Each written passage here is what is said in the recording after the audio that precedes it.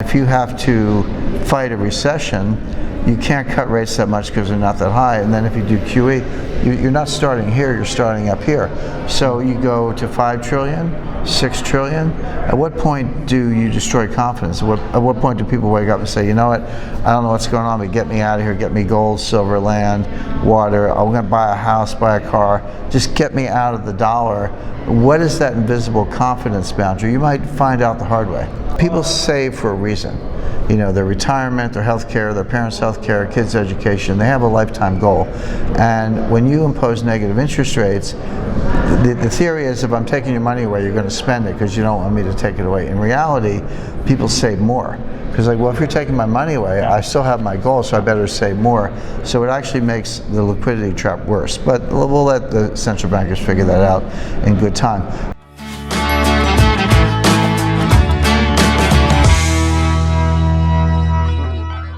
Hello, this is Florian Munsch. I'm here at the Sprott Natural Resource Symposium in 2019 in Vancouver. And with me is James Rickards, best-selling author, controversial thinker, geopolitical expert, and I'm doing an interview with you now. Jim, good to see you. Great to be with you, thank you. You recently published a new book, so you're a serial best-selling author about geopolitical things and things concerning the monetary policy, for example. So what is Aftermath about?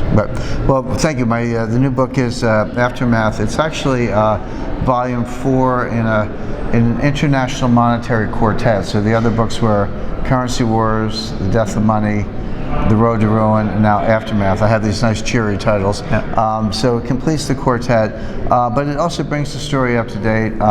It talks about debt and deficits, and that's something that makes people's eyes glaze over. They're like, well, that's a painful subject, I don't want to talk about it, but few things are more important. And the U.S. debt to GDP ratio is the highest since World War II. It's 106%. And what's important about that is not that it's a high number, it's that once you get past 90%, the research is very good that the debt itself is an impediment to growth. So everyone says, well, we can't pay off the debt. Well, you don't have to pay off the debt, but you do have to refinance it. You have to roll it over. Yeah. And that's a question of confidence and the depth of the market. But how do you actually make that sustainable? And there are 3 ways. One is growth, but if the debt itself is an impediment to growth, then you can't grow fast enough to support the debt. So then you're heading for default, but the U.S. won't default because we can print the money. So the only 3rd way out is inflation. We don't have much inflation right now, but it is the only way out of the excessive debt, slow growth, high debt, slow growth burden. So we'll get inflation. It's not on the horizon immediately, but it'll come. Good reason to have some hard assets, whether not all in, but whether it's gold, silver, land, natural resources, oil, water. There's a lot to choose from, but you need some of those as a hedge against the inflation, which is coming. Although, granted, it's not here yet, but it'll come soon enough.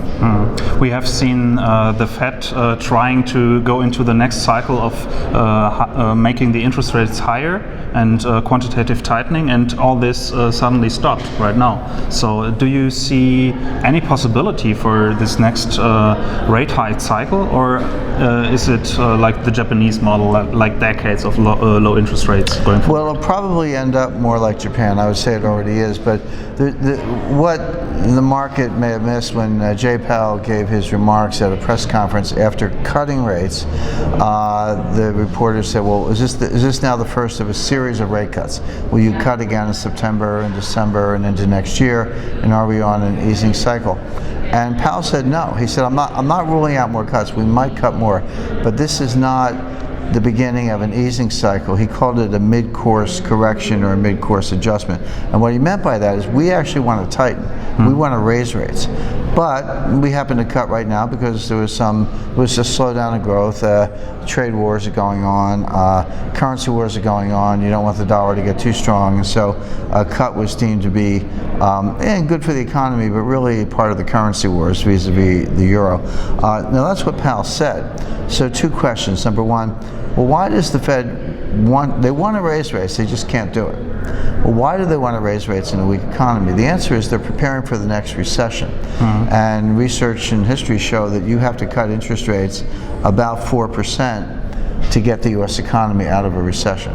Well, how do you cut interest rates 4% when they're only at 2.25%? Use a lot more QE, maybe. Well, that's the point. You get to zero. Yeah. That's right. You get to zero very quickly, and then you have to go back to QE. But there are two problems with that. So they were trying to get to 4%, so they could go back to zero in a recession. But the conundrum is, how do you raise rates to 4% to get ready for a recession without causing the recession you're preparing to cure? And I said years ago that they would not be able to do it, and that appears to be the case. Now, right, when you get back down to zero, we're not that far away, then you have to go to QE4. But the difference is when the Fed started QE in 2008, they were at $800 billion balance sheet. And they started QE1, QE2, QE3, and they got the balance sheet up to $4.5 trillion. The problem is they have not been able to normalize. They're not back down to 800 billion or even 2 trillion, which maybe would be an okay level. They're just barely below 4 trillion.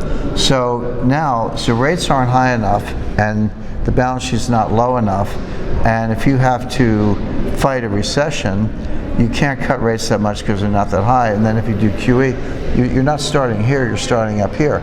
So you go to 5 trillion, 6 trillion. At what point do you destroy confidence? At what point do people wake up and say, you know what, I don't know what's going on, but get me out of here, get me gold, silver, land, water, I'm going to buy a house, buy a car, just get me out of the dollar.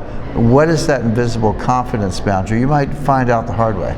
And will all this easing eventually lead to inflation? So nobody seems to be afraid of inflation right now. Well, that's right.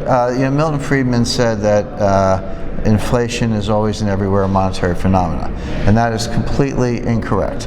He said it, and he was a smart guy, but he was wrong about that. Inflation is always and everywhere a psychological phenomenon. You can print all the money in the world, but if you're in a liquidity trap and people want to save and they don't want to spend and the banks don't want to lend and people don't want to borrow, then what's missing is velocity. And Friedman assumed that's just the turnover of money. And Friedman assumed that velocity was constant, so that by raising or lowering the money supply, you could raise or lower nominal GDP without causing inflation if velocity was constant. But velocity is not constant. Velocity has been declining since 1998. It's not just a function of what happened in 2008. It's been coming down since 1998. So you can understand monetary policy as a race, a desperate race between increasing money supply and decreasing velocity. But I remind people that $4 trillion times zero is zero. In other words, if you don't have velocity, you don't have an economy. Velocity is a psychological phenomenon. It depends how you feel. If you feel rich or prosperous, you might go out for dinner, take your friends, buy drinks on the house. But if you feel conservative, you might just stay home, watch TV, and not spend any money. Those are two different psychological states. And so the question isn't how much money can you print. The question is how can you change behavior and change expectations. And you can't do that with Federal Reserve policy. It's going to take something else, some exogenous shock. Something that could be particularly interesting for my audience would be the European perspective. So you're a geopolitical expert and monetary expert, pretty much from the American-centric viewpoint. So could you give us or enlighten us what you think about the developments in Euro with all the ECB and the Euro as a currency? Well, I am an American, but I spent a lot of time in Europe and studied very closely. It's very important. In my second book, The Death of Money, I had a whole chapter focused on Germany, but really talking about Europe. That book came out in 2014, but it was in the depths of the European sovereign debt crisis. And you had Paul Krugman, Nouriel Roubini, Joe Stiglitz, all these Nobel Prize-winning economists running around with their hair on fire saying the euro is coming to an end, Greece is going to be kicked out, Spain should quit, go back to the peseta, devalue, lower the unit labor costs, there'll be a northern tier and a southern tier, the whole thing's breaking up. And I said, nonsense. I said, it's not breaking up, nobody's getting kicked out, nobody's quitting. The euro is strong and getting stronger, and they're going to add members. When I said that, there were 16 members of the eurozone. Today there are 19 members of the eurozone. There's a waiting list. Greece is still in, Italy's still in, and it's still a unified monetary zone. So I'm very bullish on the euro. Now, having said that, Europe is suffering from slow growth. Immigration is part of that. Demographics are part of that. And the European Central Bank is trying to contribute to growth by first negative interest rates, which don't work. Negative interest rates are not more rate cutting. You can ease to zero, but the zero bound is a real bound. Going negative does not. It could increase the profitability of the banks, but which is probably the real reason, and it can weaken the currency and make exports more competitive, create export-related jobs, but it doesn't cause any more spending. In fact, the opposite is true. People save for a reason. You know, their retirement, their health care, their parents' health care, kids' education, they have a lifetime goal. And when you impose negative interest rates, the theory is if I'm taking your money away, you're going to spend it because you don't want me to take it away. In reality, people save more. Because like, well, if you're taking my money away, I still have my goal, so I better save more. So it actually makes the liquidity trap worse. But we'll let the central bankers figure that out in good time. But having said that, I think I'm very bullish on the eurozone. I think the eurozone will stick together. The key is people say, well, you can't have a unified monetary policy with a decentralized fiscal policy. Well, that's a valid criticism, but the founders of the Eurozone understood that at the time, but they knew that politically you couldn't do it all at once. So they said, let's do half, and then we'll come back for the other half. So doing half without the other doesn't mean it falls apart.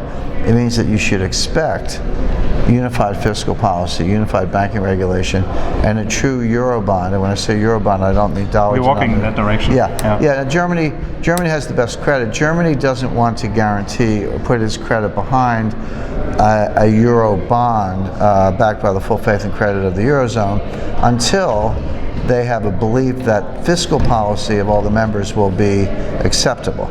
But we're moving in that direction. I expect to see that in the next couple of years. Okay. So you said you're bullish on the euro, and we before the interview we talked about different currencies being measured by a basket of other currencies. I'm bullish on the continued existence of the eurozone. Okay. I think the euro may come down relative to the dollar, at least in the short run, but it's not going to fall apart or break up. That's what I mean when I say I'm bullish on the euro. Wonderful statement to close. Thank you very much. Thank you very much. Nice talking to you.